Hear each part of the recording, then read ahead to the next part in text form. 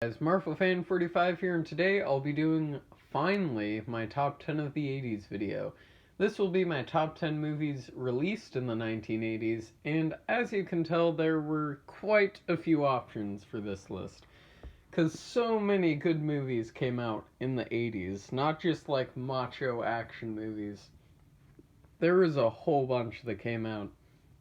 And it was so hard to even attempt to narrow it down that I literally spent months making this list and rewatching stuff and narrowing stuff down. So yeah, let's just get into it. Starting off at number 10 is Mishima, A Life in Four Chapters. Now this is, for my money, probably the most beautifully directed film of the 80s. It has this otherworldly sense to it that other movies just you can't find it anywhere else, if that makes sense. In Mishima, you don't really it's more of a feeling than a movie. There's a story and it's super depressing. Oh, and the way this movie is told is also really interesting, where it's four stories that Mishima wrote coupled with his life. And it's just really interesting. There's a lot to study in this movie. If you're a film student, you should definitely watch this. And then Paul Schrader does his thing pretty much, where the weird thing is, the more I think about it, the more Mishima, Taxi Driver, and First Reformed are connected, in my view. Because they're all really similar stories, just told through a different lens, different time periods, different ways. Oh, in the final shot of this movie, top 10 final shots, just period, in my opinion. That final montage is because it's the culmination. This movie makes it feel like the culmination of an entire lifetime at the end of this movie. That's how insane it is. Mishima Life in Four Chapters is just an indescribable experience if you have not seen it. Definitely go see it. Coming in at number 9 is David Cronenberg's masterpiece, Videodrome. This would be the best horror movie of the 80s, except two others top it, in my opinion. Oh wait, 3 actually. 4 actually. But this movie is just Cronenberg doing what he does best. Just gross, brutal, but fun.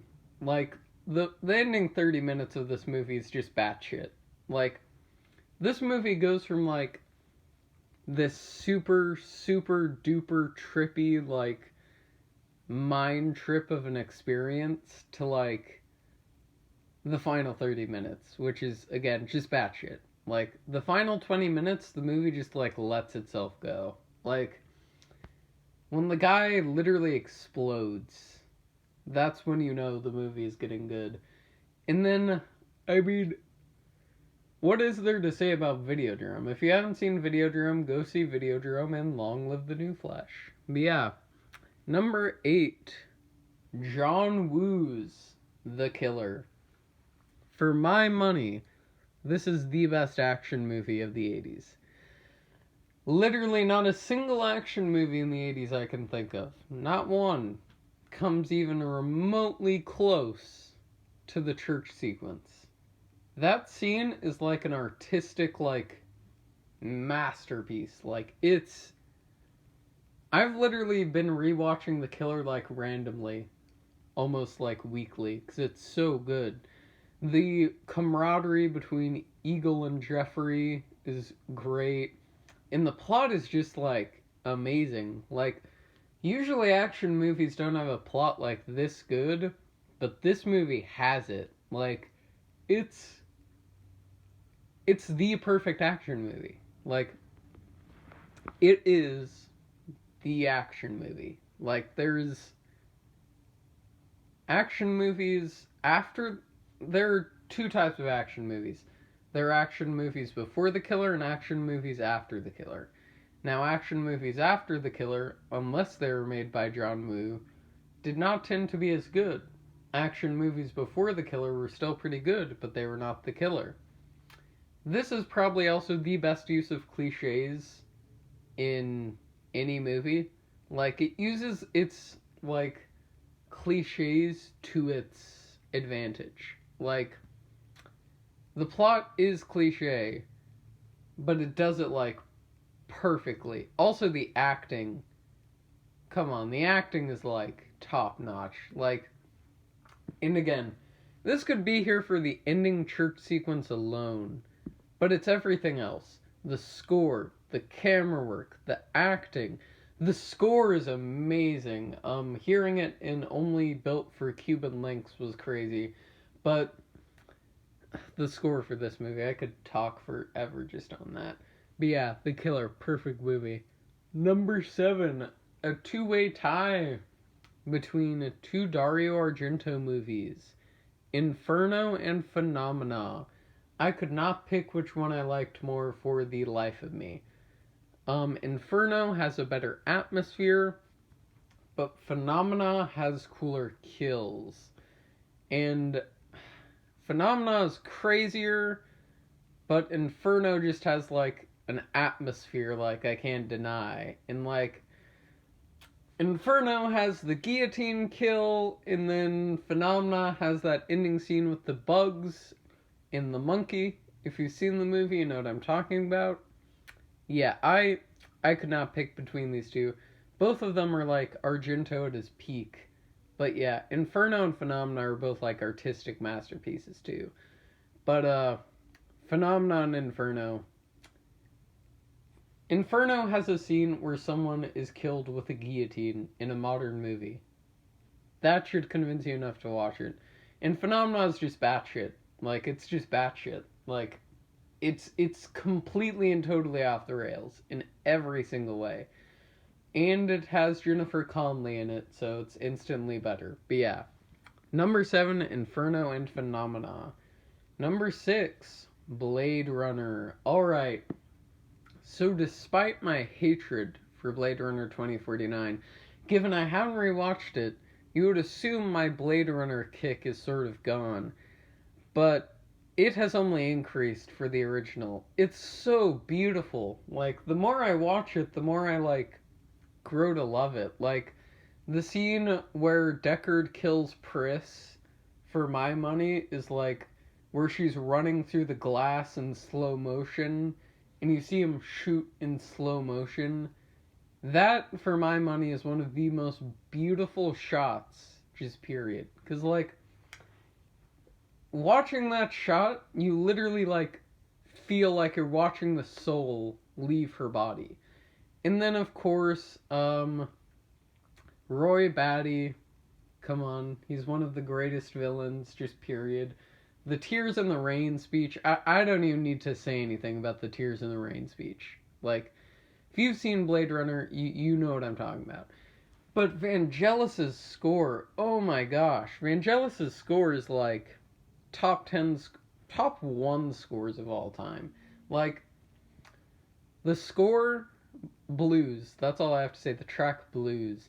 The story with Rachel is actually my favorite story, because you just see her progression, and then, like, the ending I still don't fully understand, but yeah, Blade Runner.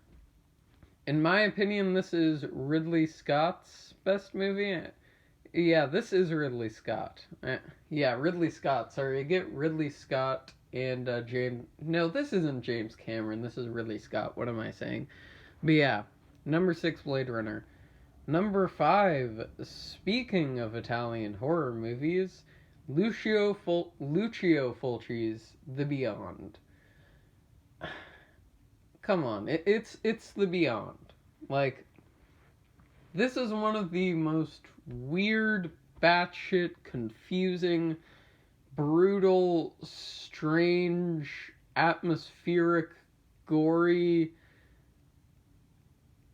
arachnophobic movies I've ever seen. The Beyond is really just an experience you have to see for yourself to understand. Like, there's so many bits in this movie that literally just make me, like, make my skin crawl. Because there's like, because it's not fully focused on like, jump scare. There's like the sense of like uneasiness to everything. Like the bit where Cattrall gets stopped on the road and she meets the lady. Oh, and then the bit with the dog. I'm not gonna spoil it, but the bit with the dog is interesting. The spider kill, I have a fear of spiders, so that was not fun to watch. And, I mean, the opening scene alone is just beautiful. But the best part about this movie is, in my opinion, that none of it is explained. It doesn't try and go into detail. It just leaves you with this massive sense of mystery about what's happening. Like, because it sort of makes sense until the ending. And then after the ending, you're just like, what the fuck did I just watch? Like, yeah. The Beyond. It's a masterpiece.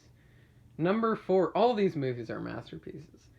Number 4, Walter Hill's masterpiece. Walter Hill is a super underrated director, by the way. Definitely check out his stuff. Streets of Fire. This is just a fun, rockin' 80s movie. Like, Walter Hill's camera work is great. Jim Steinman, may he rest in peace, does the soundtrack. And it's great. That's all I really have to say about Streets of Fire. It's just a good time. I've seen it like 20 times. It's a masterpiece. Go check it out. If you just want a fun, relaxing 80s movie with a killer soundtrack, go watch this one. Now, on a not so relaxing note, and a not so calming, relaxing 80s movie note, number 3 is Abel Ferrara's Miss 45. Now, if you saw my 90s list, Abel Ferrara was also pretty high up there with New Rose Hotel, because New Rose Hotel is a masterpiece, and if you have not seen New Rose Hotel, go watch it immediately. But yeah, Miss 45 is... It's something different. I mean, the disco massacre at the end might be the peak of cinema. And yes, you heard that right. Disco massacre. And then, this movie is just dark. Like, I can't really say what happens in the plot without spoiling it for you. But, like, by the ending, it just gets, like, so messed up when you start thinking about it. The best review of this movie is, like, at least she didn't kill the dog. Again, I'm not going to spoil anything. But this movie is just, like, crazy. Like, I don't even know what to say about this. Abel's camera work is great, the music is great, and then the final bloodbath is amazing. Miss 45 is a weird one. But yeah, Miss 45 is amazing, and yeah. I think the best episode... There's this podcast I was listening to that summed up everything about Miss 45 pretty perfectly. We're like, so someone is comparing it to another movie, and I think it was The Virgin Spring or something. And then the guy goes, well, the difference is, if you're a man and you even go near Miss 45, you're dead. And that's it. But yeah, without spoiling anything, that's all I have to say. Number 2. This is also a tie, because number 2 and number 1 switch daily. I could not pick between these two masterpieces. Number 2 is Michael Mann's Manhunter and Thief. Now, Michael Mann is the god of crime movies, and I do not say that lightly. There is not a single director who comes even close to Michael Mann in terms of crime movies. Scorsese is good at gangster movies, but, like, Michael Mann is good at, like, everything. Like, he's got Miami Vice, Thief, Manhunter, Heat, I mean, just the fact, Black Hat, I mean, just the fact that he has Heat under his belt should say enough. if he has heat under his belt, he's a damn good director. But yeah, Manhunter and Thief. I'll start with Thief because I think Thief is slightly worse than Manhunter, which is not saying a lot because I own the Criterion of Thief and love Thief dearly. But for one, let's start off with the score. The Tangerine Dream score is amazing. It is so fucking good. Like, the score is like amazing. And then, man, the plot. Frank's rampage at the end is, for my money, just one of the best scenes, period. And then the quote, what is it? Get a labor union if you're having a problem. I have one right here. And he pulls out the gun. But yeah, Thief is just like... Thief was like the layout plan for Heat. Except for, in my opinion, Thief is better despite me loving Heat. And Manhunter. Manhunter is in my top 10 movies of all time. Like, every time. Manhunter is probably the coolest movie ever made. Maybe the best use of a needle drop in a movie, period. And again, I do not say that lightly. Michael Mann is a god at needle drops, too. Because he does not waste them. He doesn't, just use them for nostalgia. If there's a needle drop in a Michael Mann movie, there's a needle drop in a Michael Mann movie. And in this case, he uses In-A-Gadda-Da-Vida in one of the most beautiful shootouts I have ever witnessed. It's so good. Like, I don't even know what to say. Like, Manhunter is just... I'll say this. It's like, Manhunter is like at 100 and all other movies are at 1. That's like how good Manhunter is. If I watch Manhunter, every other movie I watch just looks bad in comparison. Like, and that goes for every movie. Manhunter is the ultimate neon-soaked, bloody, dark, hot, just amazing crime thriller. And yeah. Now on to number 1. If you follow me on Letterboxd, you probably already know what this is, since I rewatched this movie the day immediately after I saw it, and have not stopped rewatching it since. A certain Andrzej Zawolski film, starring Isabella Adjani, Possession. Putting Possession at the number 1 spot was not even hard for me, because again, I think it and Manhunter and Thief, switch. Because, I love them all so dearly, it's hard to pick one. And I didn't want to have a 3-way tie, so yeah. But yeah, Possession. Possession is everything I love in movies, just put in a movie. The ending, oh my gosh, the ending. Once you find out what's, actually happening and what's really going on, Sam Neill's face when he realizes is it's so weird because this movie is literally just Isabella Adjani going to an apartment, back to home, to an apartment, back to home, to an apartment, back to home, and it's so engrossing. Zawolski's camera work is also insane, and I mean insane. There's some shots in here I don't even understand how he achieved. That's how crazy good it is. Just honestly, based off camera work alone, this movie's number 1. But then you get the score with that do do do do, and it's this just constant beating of something darker is going on here, and it's a movie of duality.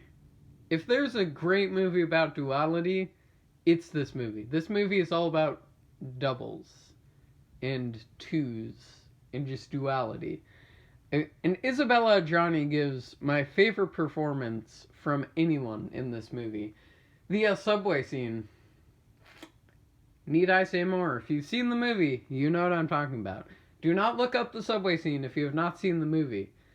But the subway scene is one of the, like, most beautiful and most fucked up and disturbing scenes I have, like, ever seen. Like, Isabella Adjani at the start of this movie is, like, totally normal. And then as the movie keeps rolling forward, all the characters just slowly go nuts. And in my opinion, that's what makes it so good. Because, like, again, at the start, all the characters are, like, totally sane, or seemingly totally sane, and everything's normal. But then as soon as the first thing at the apartment happens, everyone, like, it's just a wild movie. Possession is also always in my top 10 movies of all time. I could not see a top 10 without Possession. But yeah, number 1, Andrzej Zulwalski's Possession. Again, I would go into spoilers and, like, talk about it and say, like, what's in the apartment or what happens, but I'm not going to, because Possession is something that you should really just, like, experience for yourself. Like, Possession is just perfection on film, in my opinion. It really doesn't get better than Possession. Like, I can't think of a single movie besides Manhunter or Thief that even comes close to it. Like, Possession is my favorite horror movie, my favorite movie occasionally, but so is Manhunter, and that's why they're tied. But yeah, Possession. Go check it out. Now, next up will be my top 10 of the 70s list, which is going to take even more time to prepare, because I need to watch more movies from the 70s. The 60s is going to be a hell of a time to prep for, too. But yeah, this list was just fun to make. Have a good day.